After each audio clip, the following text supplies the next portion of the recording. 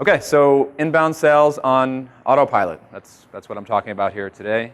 For those of you I haven't met yet, I'm Brian Casel. I co-host the Bootstrapped Web podcast with Jordan Gal. He'll actually be speaking right after me.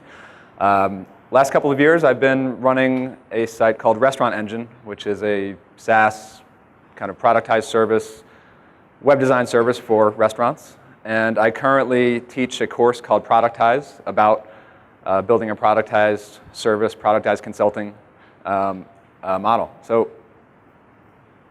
last year on this, at MicroConf, I did an attendee talk about Restaurant Engine, talking about content marketing and how we've built our inbound organic traffic steadily over time. And that's really how we've grown the business is through consistent content, email courses, and that sort of thing. And I talked about how I kind of removed myself from that process and outsourced it and delegated it. My talk here today is kind of the next step of that, is how do we convert this inbound organic traffic into customers, into sales for Restaurant Engine. But my goal since day one of starting Restaurant Engine was to build something that can ultimately run without me. I really wanted to see if I can build something that can basically run on autopilot and become an asset that either runs in the background or can become a saleable asset that I can leverage. And as the years went on in building Restaurant Engine, I learned that it's the done-for-you service and the high-touch activities, whether it's the content marketing, our consultations and sales, which I'll talk about in a second, and our customer support and done-for-you onboarding. And even as I learned that, and that's what provided the value in this business, I still worked to remove myself and systematize it and automate it as much as I possibly can. So here is a look at an iPhone, and this is the notification that I receive when a new customer comes to Restaurant Engine, signs up, and pays our setup fee. And right here, this is the only touch that I see when a customer comes through our system, through our marketing, through our sales, signs up. Now they're being handed off to the customer support team. They're onboarding the customer. When I get this ping on my phone, I don't even need to get it. I could turn it off if I wanted to, but I like it. It has a little sound on it. This is like cha-ching, So that's one notification I don't really want to turn off. But when that happens, it represents that the system has worked, that somebody came to our site a couple of weeks ago, requested a consultation, somebody from our team called them up, followed up, that lead was nurtured, they signed up, and now they're being handed off automatically to the team to set up their new website. But it wasn't always like this. For the first few years of this business, it was generally all me. I was doing all the customer support. Basically, that happened in my Gmail inbox. I was the one doing all of these consultation calls. I'd spend 4 or 5 hours every single day calling up customers. I was on the live chat, answering questions, just kind of hustling and clawing my way into the first few customers in this business. But about 15 months ago, my daughter came along, and I had to slip this slide in the presentation today. But that's when it became real for me that I have to remove myself from this business because my time is very much limited, and that was coming around about 2 years ago. So that's when I really got serious about building these systems and automating. So I'm going to talk about the 4 main components of our inbound sales system, and that's basically the initial consultation, our CRM, how we organize leads, our follow-up and how we nurture leads and get them to ultimately sign up, and then the onboarding to bring them on board and manually set up their site.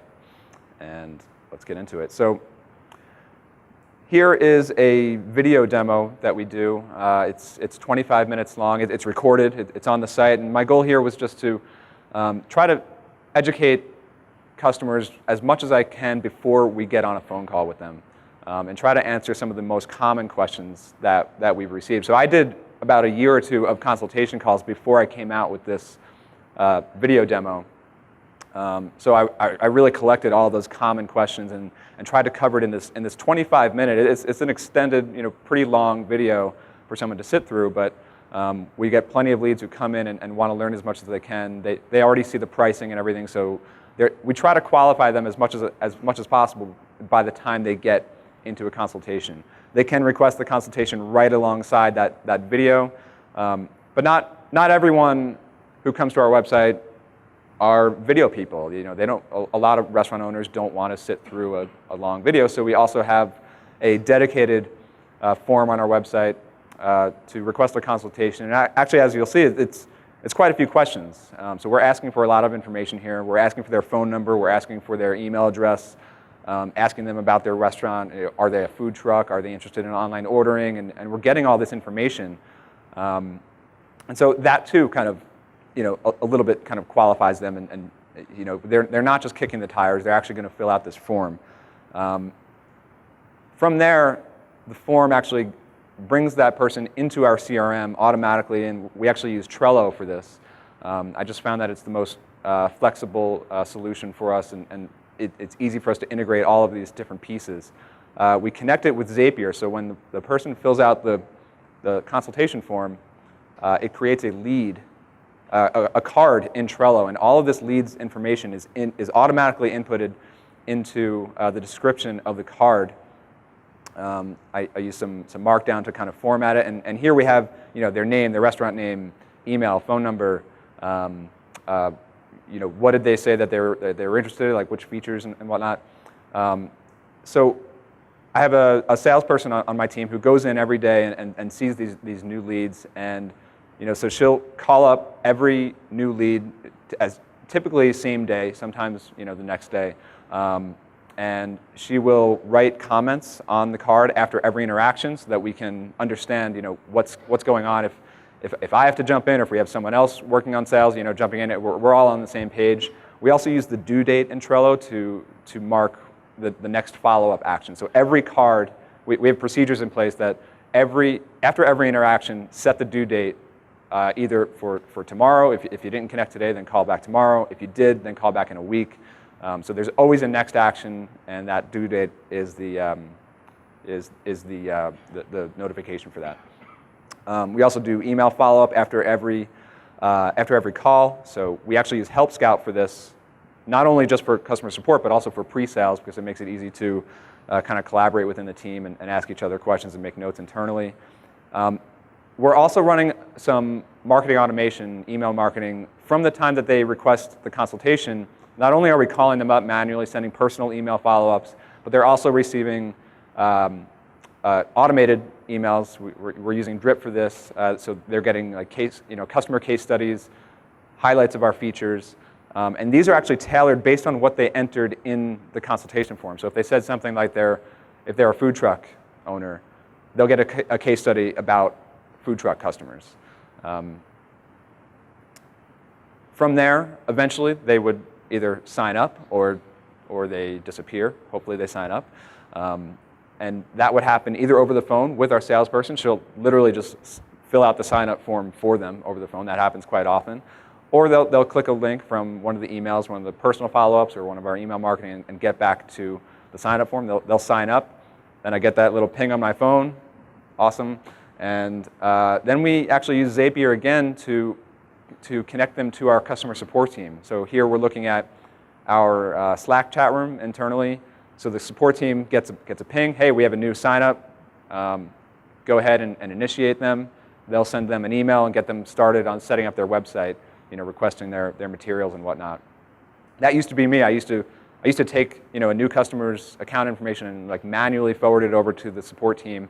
But now it all just kind of happens on autopilot.